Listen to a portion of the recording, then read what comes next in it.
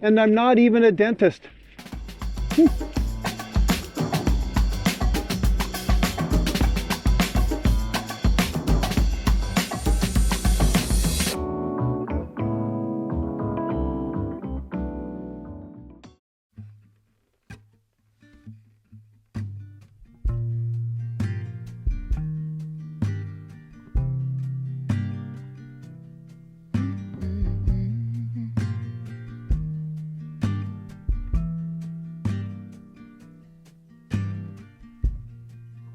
Soft, turn the key and cooler on. This a pause for relief. Hey, Granny Gear here for Old Guy in a Bike, and behind me, this thing of beauty, well, this is my 2025 Specialized Tarmac SL8 S-Works with SRAM Red. That is a mouthful.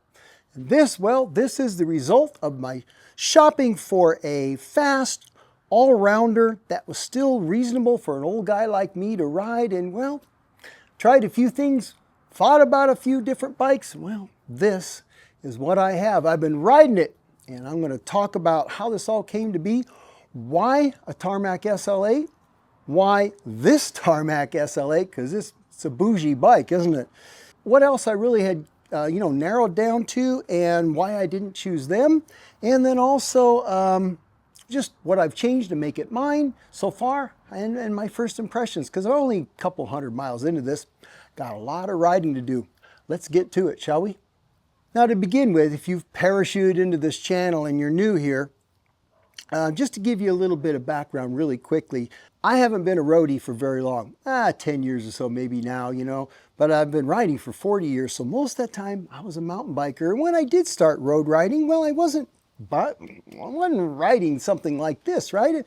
There have been endurance bikes. It may have been metal or carbon or whatever, and I had like a handmade steel, but it was still kind of an endurance Fondo kind of bike, And that made sense for me, I thought, and I really never even thought of having something like this Tarmac sitting behind me here. But that kind of all changed once I got to ride the Bosso SV, which was in its parentage a race bike, just with some edges kind of softened a little bit. So it was an approachable bike for the average person to ride. A little bit more stack, a little less reach, etc. It's still the geometry, the response, the lightweight of a race bike. And when I rode it, I was like, oh my goodness, I really like this. And I missed it. I missed it when it went back to the Bosso mothership, and I thought I would like to have something to replace it. So I began shopping, and well, this is the result. So let's talk about why. Why a Tarmac SL8? Because there's a lot of great bikes out there, isn't there? Well, to begin with, in its class of the new fast, light, all-rounder race bikes, which I think this represents that very, very well, I can't think of another bike that when you look across the broad spectrum of reviewers and professional reviewers and influencers, plus just normal people who have bought this bike and have talked about it publicly, I can't think of another bike that has gotten so much accolades as the Tarmac SL8. And not just great reviews and good things to say about it, but consistent. People seem to say the same thing about it. Yes, it's light. There's a lot of light bikes out there. Yes, it's quick, it's responsive. Well, so are a lot of other bikes. It's stiff, yes, etc., etc.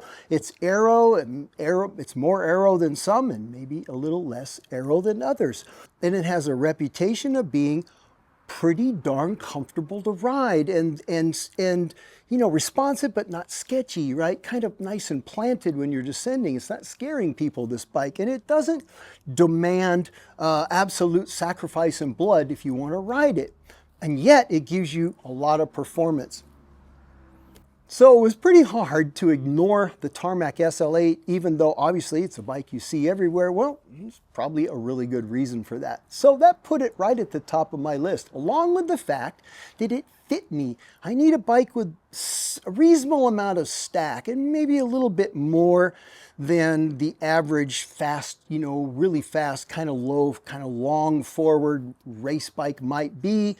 Something like a Factor Ostrovam or something like that. It's probably a little bit of a bridge too far for me. Well, this has quite a bit of stack to it. Now you can see I've got the full complement of spacers in it right now.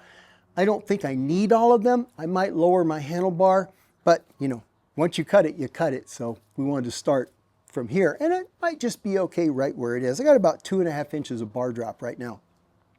So it fit me. Now there are other bikes that were very, very well thought of and would have fit me as well. Remember the Envy Melee I rode? That was a great bike, and I really enjoyed that. That would have been a good fit for me. But when I rode that, and I rode the Tarmac, not this one, it was like an expert level Tarmac, just at a bike shop, It was just a parking lot ride, where the Envy was a real ride. I can show you some video of that. I did like a 30-mile ride on that. I couldn't do that with this. The shop just wouldn't allow it, so basically it is what it is. I don't know what it was, but when I rode that other Tarmac, it just all came together for me. And if you've ever ridden a bike where you just go, oh yeah, I don't know what it is about it, but I really like that. I mean, bells were ringing, angels were singing, clouds parted, the sun shone. Yeah, it was kind of miraculous, actually. And I really liked what I experienced, even in that really brief ride, even in a bike that wasn't, all Gucci like this one.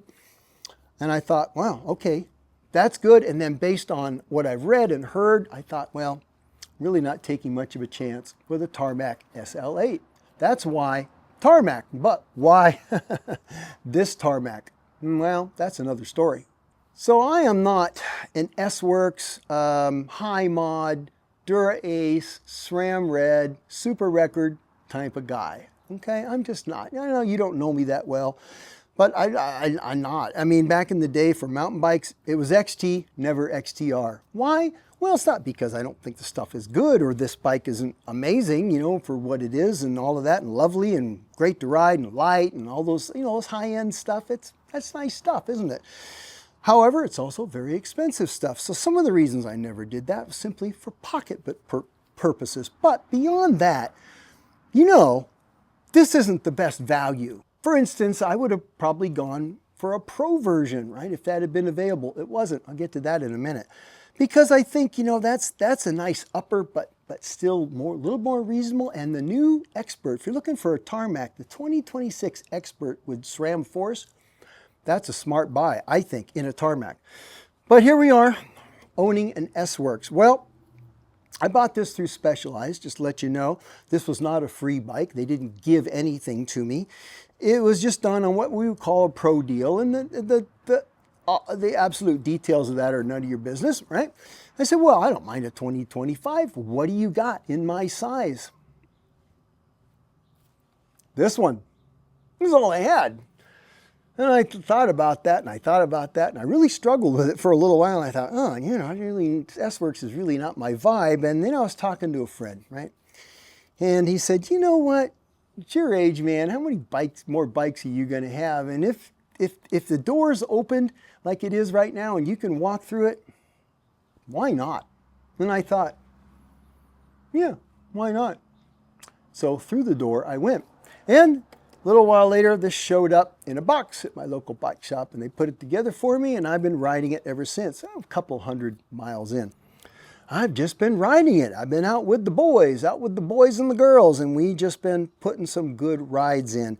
And I will say, I bought this a lot of what got me to buy this was what the reviewers and the people that had them were saying. Has that proved out? Does that seem like what I'm experiencing is what they were saying? Yeah, it really does. It really does.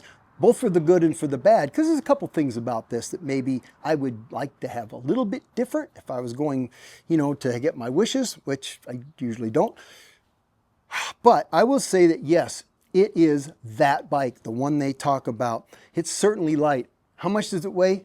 I have no idea. I'm not going to weigh it. I mean, it's a S-Works Tarmac with SRAM Red. How heavy could it be? And every change I made to it so far, It's added weight, not taken away weight. So, you know, I'm no weight weenie. It's light enough. I'm sure I'll never weigh it. What's the point? But I've just been riding it on the group rides. I haven't done like some epic adventure yet, you know, some like long day in the saddle all by myself, swooping and climbing and diving and rolling and all that. I haven't had that kind of bonding experience yet, but it's been really, really good. It is responsive. You get up out of the saddle and it just goes. And I've been setting climbing PRs on it wherever I wanted to so far. And yeah, it's marvelous. At 20 miles an hour and beyond, whoo, man, it's a weapon.